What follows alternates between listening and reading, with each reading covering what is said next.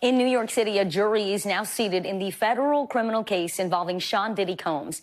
The 55-year-old rap mogul and founder of Bad Boy Records is facing serious charges, including sex trafficking. He has pleaded not guilty. During opening statements today, prosecutors said Diddy used his power and influence to intimidate women, forcing them to take part in drug-fueled sex parties. His defense team told the jury it is, quote, time to cancel the noise. NBC News entertainment correspondent Chloe Malas was inside the courthouse and joins us live now. So, Chloe, there are dueling narratives clearly from both sides in this case. What did we hear today? And did you see anything visibly from Sean Diddy Combs or his family who were there with him in the courtroom? So I had line of sight directly on Sean Combs' face, and at no point did he show any sort of emotion except when he first entered the courtroom. He looked over at his family.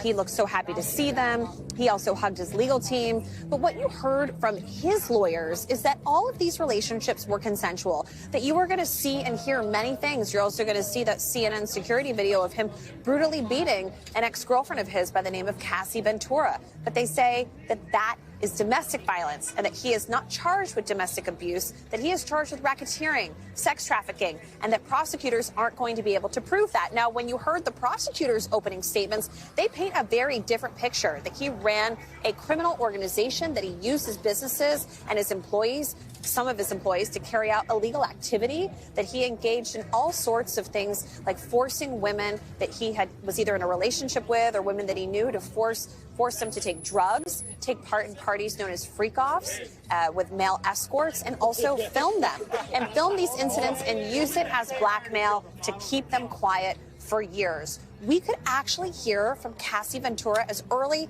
as this afternoon, and you can imagine that her testimony is going to be pretty powerful. Yeah, stay there, Chloe. The jury just returned from a quick break. Who else are the key witnesses that are expected to take the stand? So you're going to be hearing from an escort. You're also going to be hearing today from someone who was a security guard at that hotel in 2016. So we might learn more about how Combs was able to get a copy of that footage, but how another copy ended up getting into the hands of media, how there was another copy that he didn't know existed.